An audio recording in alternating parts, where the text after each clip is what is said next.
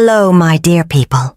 I'm Mrs. Matilda. I'm 73 years old, and I live here in Monte Santo de Minas, a peaceful small town in southern Minas Gerais, Brazil, where everyone has known each other since birth, where families have intertwined histories for generations, and where a secret kept for decades can explode in a way that no one would ever expect. And today I'm going to tell you the most surprising, most painful, but also most redemptive story of my life. A story that began with a seemingly innocent phrase, but that hid 40 years of pain, guilt, and a medical secret that almost cost my entire family's lives. First of all, I want to warn you. This story is long, very long. It's over an hour when I narrate everything properly, with all the important details. So get comfortable, get some tea or coffee, because you'll need patience. But I promise that every minute will be worth it, because this story will touch your heart. It will make you rethink family, forgiveness, medical secrets, and how sometimes what we most fear keeping is exactly what most needs to be revealed. The story begins a long time ago, in 1972, when I was only 20 years old and worked as a nursing assistant at the small municipal hospital in Monte Santo. It was a job I loved, even though it was tough. 12-hour shifts, low pay, but the satisfaction of helping people, caring for the sick, making a difference in the community was worth every sacrifice. It was on an April morning that year that I met Nivaldo. He had been admitted to the hospital in the early morning hours with a broken arm. He had fallen from a ladder while fixing his mother's roof. I was assigned to care for him during the day, apply medication, change dressings, those basic things that assistants do. And from the first moment there was a connection. He was handsome, dark-skinned, wavy black hair, light brown eyes that seemed to see through one's soul. He was 26 years old, an electrician, worked freelance around the city doing installations and repairs, and he had a smile. My God, that smile lit up the entire hospital room. We talked a lot during that day. He told me funny stories about his work, absurd situations he faced, eccentric clients. I laughed so much that the head nurse had to call my attention twice because I was making too much noise in the hallway. When he was discharged 3 days later, he asked me out. "Matilda, I know it's kind of strange to ask this, but do you want to get ice cream with me when you get off your shift?" I said yes without even thinking, and that ice cream was the beginning of everything. We dated for a year. It was a beautiful courtship, the old-fashioned kind. He would pick me up from the hospital after shifts. We would walk around the square, go to church on Sundays, talk for hours sitting on the little bench in the square. My family loved him. "This boy is hard-working, he's serious, he'll make a good husband," my mother always said. But there was one thing that intrigued me. Nivaldo had a large scar on his back, a scar that went from the base of his neck to almost his waist. And whenever I asked about it, he would change the subject, become uncomfortable, say it was an old thing of no importance. "Love, everyone has scars. Mine is ugly but doesn't mean anything," he would say, and change the subject so skillfully that I would end up forgetting to insist. In May 1973, he proposed to me. It was romantic. He took me to a beautiful waterfall on the outskirts of town, had prepared a picnic, and there, with the sound of falling water in the background and birds singing, he opened the little box with the ring and asked, "Matilda, do you want to spend the rest of your life with me?" I cried with happiness and said yes, yes with all the strength of my heart. We got married in November 1973 in a beautiful ceremony at the main church. I was radiant in my simple but beautiful white dress that my mother had made, and he was handsome in the dark suit borrowed from the best man. It was a day of pure joy, the kind we keep in our hearts forever. We went to live in a small 2-bedroom rented house near downtown. It wasn't much, but it was ours, and I was determined to make that place a home full of love and happiness. Life was good. Nivaldo worked a lot, left early, came back late, always with those calloused hands of someone who works hard. But he always treated me with affection, was always attentive, always made me feel loved. And I continued working at the hospital, In the shifts I could reconcile with household chores. In 1975 our first daughter, Luisa, was born. In 1977 came Rodrigo. And in 1980, the youngest, Fernanda. 3 beautiful, healthy children who filled our house with joy and mess. Nivaldo was a wonderful father. He played with the children even when tired, helped with homework, went to school parties. He was the kind of present father that every child deserves to have. But the scar on his back continued to be a mystery. And over the years I began to notice other strange things. Nivaldo had regular medical appointments. At least once every 6 months, he would go to Poços de Caldas, a larger city about 60 kilometers from here, for routine checkups. As he said, he always went alone, never let me accompany him. "It's quick. You don't need to waste your workday because of this," he would say. And there were the medications, several bottles of medications in his drawer, some that I had never seen even in my years of nursing. When I asked, he said they were vitamins, supplements, things to keep health in check. But I saw the labels. Some had complicated names I didn't recognize. And they all came from Poços de Caldas, from compounding pharmacies, not from pharmacies here in town. "Nivaldo, why do you take so many different medications?" I asked once in 1985, after 12 years of marriage. "Oh, they're preventive things. The doctor said it's good to take them to avoid future problems. You know how doctors are, always wanting to prevent." He responded with that smile that always disarmed me. It made sense. But something deep in my heart told me there was more. Much more. The years went by. The children grew up. Luisa graduated in pedagogy in 1996. Rodrigo in civil engineering in 1998. Fernanda in pharmacy in 2001. We were so proud. We had given all 3 an education, all with dignified professions, all on track in life. And Nivaldo continued with his biannual appointments in Poços de Caldas, continued with his mysterious medications, continued with that scar on his back that he never really explained. In 2005, when I was 53 years old, and Nivaldo was 59, something happened that began to unravel the mystery. Fernanda, our youngest daughter who was a pharmacist, was home for Sunday lunch, and when she went to the bathroom, she saw her father's medicine bottles in the cabinet. "Mom," she called me later, in the kitchen while we were washing the dishes. "The medications that Dad takes, do you know what they're for?" "He says they're vitamins, supplements." "Mom, I read the labels. Those aren't vitamins. They're immunosuppressants. They're medications we give to transplant patients." My heart stopped. "Transplant patients?" "Yes, people who received organs from donors. They need to take these medications for the rest of their lives so the body doesn't reject the organ." "Mom, did Dad have a transplant of something?" "I didn't know. After 32 years of marriage, I didn't know if my husband had undergone a transplant." That night, when we were alone, I confronted Nivaldo. "Did you have a transplant?" I saw the color drain from his face. I saw the way he tensed, the way he looked away, and I knew Fernanda was right. "Who told you?" he asked, his voice coming out in a whisper. "Nobody told me. Fernanda saw your medications. She's a pharmacist, Nivaldo. She knows what those medications are. So tell me, what transplant did you have? And why did you never tell me?" Nivaldo sat on the sofa, put his face in his hands, and was silent for so long that I thought he wouldn't answer. But finally, he began to speak. "I had a kidney transplant when I was 14 years old. 14 years old. He had a transplant at 14 and had never told me.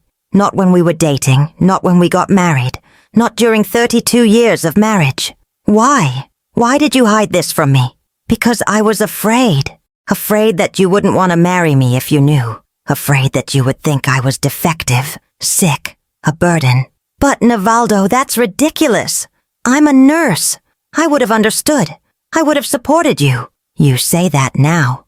But in 1972, when we met, I was a 26-year-old boy, in love with a beautiful girl, and I was so afraid of losing you that I preferred to hide it." "And the scar on your back?" "It's from the surgery. Kidney transplants back then were done with a large incision in the back. Nowadays they make them smaller.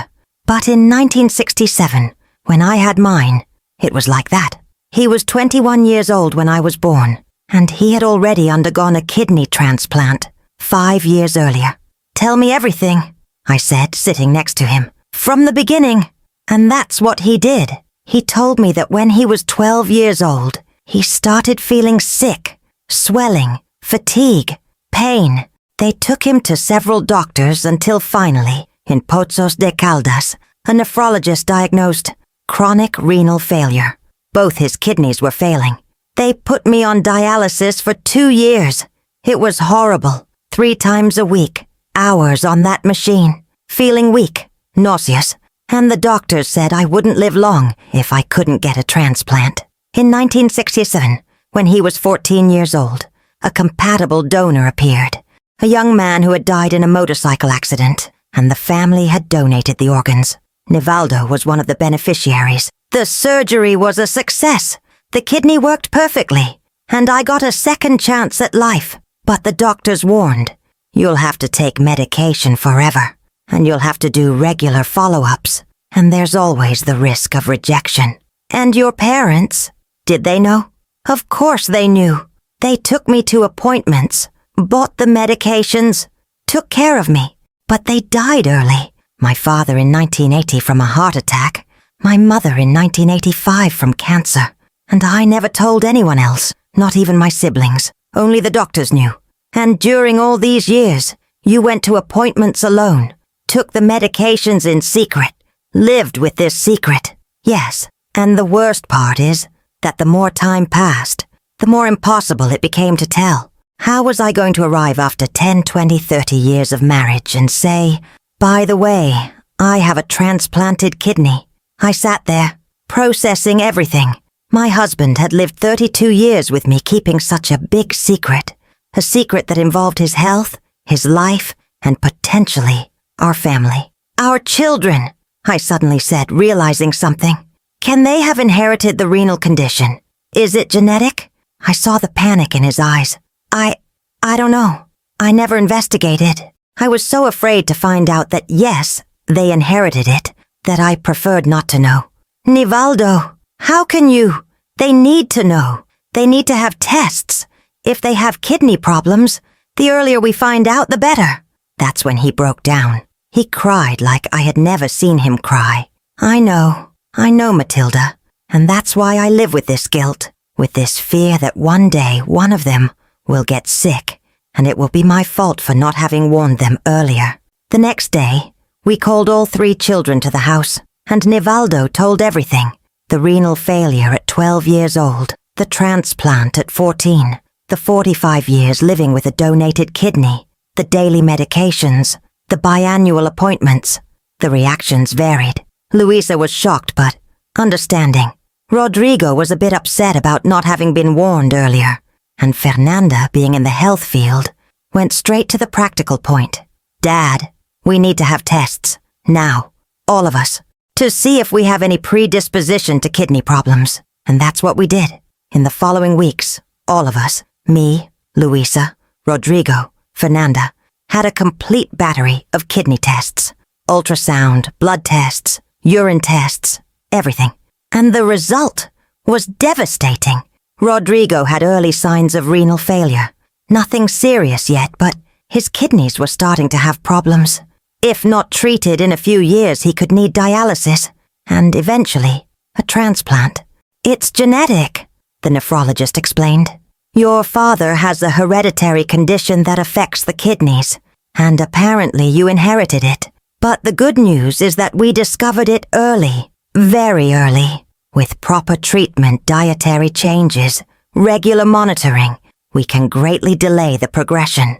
Maybe you'll never need dialysis or a transplant."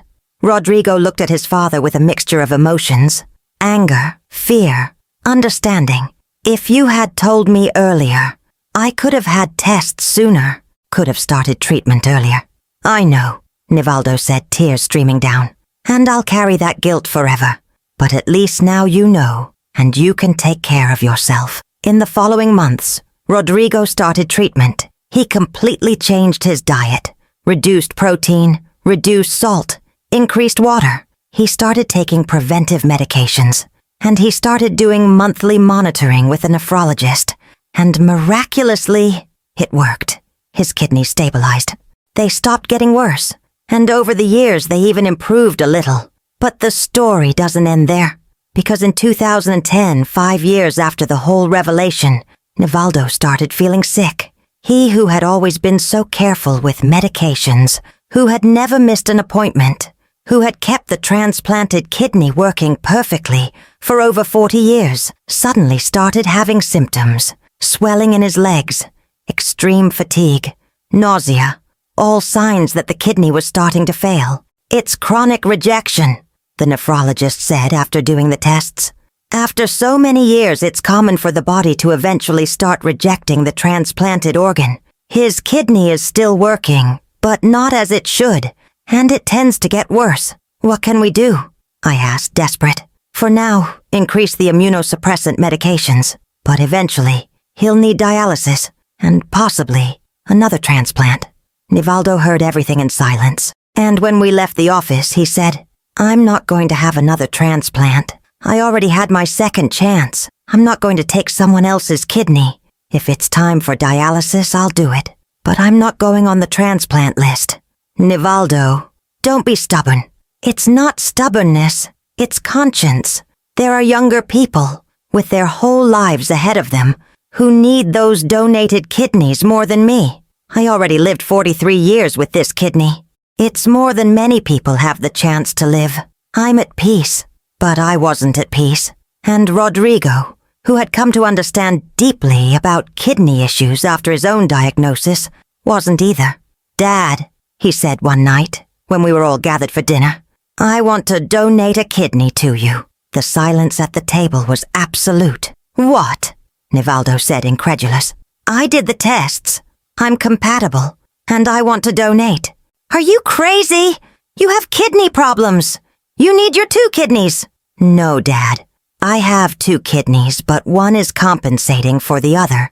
That's weaker. If I donate the good kidney to you, the weaker kidney will have to work harder. But the doctors said it's viable, and I'll be fine with the care I already have. I don't accept it. I won't let you risk yourself for my sake." "Dad, you saved me by discovering this in time. If you hadn't told me, I would have discovered too late. Now let me repay you." What followed were weeks of discussions, medical consultations, psychological evaluations. The doctors wanted to make sure that Rodrigo was doing this of his own free will, that he understood the risks, that he was prepared. And in June 2011, they had the surgery. Rodrigo donated a kidney to his father. The surgery was a success. Rodrigo's kidney worked perfectly in Nivaldo's body. And for the first time in 44 years, Nivaldo had a young, healthy kidney, working at full capacity. But the recovery was difficult, especially for Rodrigo. He needed to stay hospitalized for a week. He had a lot of pain, a lot of difficulty. And when he finally was discharged, he needed months of recovery at home. I took care of both of them, my husband who had received the kidney, and my son who had donated. And it was on one of those afternoons, when I was helping Rodrigo get up from bed to go to the bathroom, that the phrase that gives this story its title happened. Rodrigo was in a lot of pain in the surgical incision. Every movement was agony, and I was trying to help him position himself better, to place pillows that would relieve the pressure on the scar. "Son, let me help you. I'm going to support you here and you turn slowly," I was saying. And he, with that terrible pain, responded, "Mom, push it in slow, it hurts.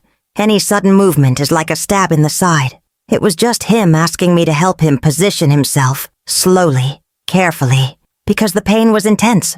But out of context, for anyone who heard that phrase, it could mean something completely different. And that moment, so simple but so full of pain and love at the same time, was engraved in my soul. My son had literally given a piece of himself to save his father.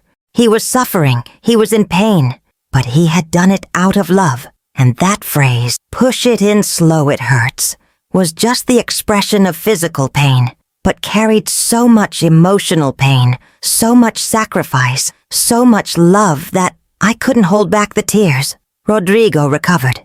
It took 6 months, but he recovered. And his remaining kidney compensated perfectly. With medical care, with diet, with medications, he lives a completely normal life to this day. And Nivaldo got a new life. Rodrigo's kidney worked so well that he stopped taking almost all the immunosuppressant medications he took before. He went back to work, regained energy, went back to being the cheerful man he always was. But something changed in him after that. He became an ardent defender of organ donation. He started giving lectures in schools, churches, community groups, telling his story, telling how a donated kidney had given him 44 years of life, and how another donated kidney, this one from his own son, had given him even more years. I hid my transplant out of shame, out of fear, he would say in the lectures. But transplant is not a reason for shame. It's a reason for gratitude. Gratitude for the person who donated. Gratitude for the medical team that performed the surgery. Gratitude for the life that was extended. In 2015, 4 years after Rodrigo's transplant, Nivaldo was invited to speak at a large event about organ donation in Belo Horizonte. And on stage, in front of hundreds of people, he told the whole story. He told about the renal failure at 12 years old, about the transplant at 14, about the 44 years hiding the secret from his wife and children, about the discovery, about the son who needed treatment because he inherited the condition, and about that same son who donated a kidney to him. And at the end, he called me on stage. He called me and said, "This is my wife, Matilda. She's a nurse. She dedicated her entire life to caring for people. And she took care of me for 42 years without even knowing I was a transplant patient. And when she found out, instead of being angry, she supported me. She forgave me for hiding it. And she took care of me and our son during our transplant surgeries. She's my hero." I cried. I cried in front of all those people. Because yes, it had hurt to discover the secret after so many years. It had hurt to think that my husband didn't trust me enough to tell. But it had hurt even more to see my son and my husband suffering through the surgeries, the recovery. But it had also been beautiful seeing a son's love for his father, seeing the second chance at life that both had received, seeing how something that started as secret and shame transformed into a story of hope and love. Today, in 2025, Nivaldo is 79 years old. I'm 73. Rodrigo is 48. And the kidney he donated to his father continues working perfectly, 14 years after the surgery. Luisa is 50 years old, married, has 3 children. They all had preventive kidney tests. They're all fine. Fernanda is 45 years old. She's a clinical pharmacist, works exactly with transplant patients, helping to monitor medications and prevent rejections. She says her father's story inspired her choice of specialization.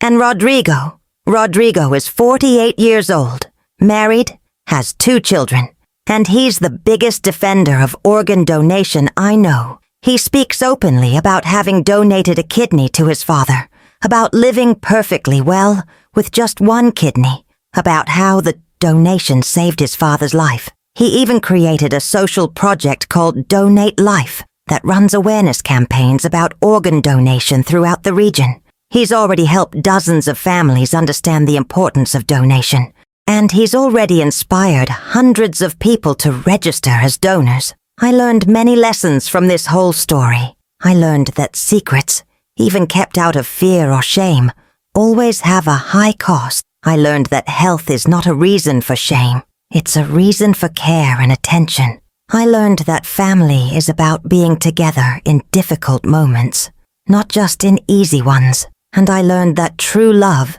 is about sacrifice, about being willing to literally give a piece of yourself to save those you love. Nivaldo carried guilt for years for hiding his medical condition. But in the end, that secret revealed in time saved Rodrigo's life because it allowed early diagnosis. And then it saved Nivaldo's life again because it allowed the transplant from his son. Sometimes life's paths are winding. Sometimes what seems like a mistake in the moment turns out to be part of a bigger plan. I don't believe it was right for Nivaldo to have hidden it. But I believe that God or destiny or the universe Each person believes what they want. Use that situation for something good.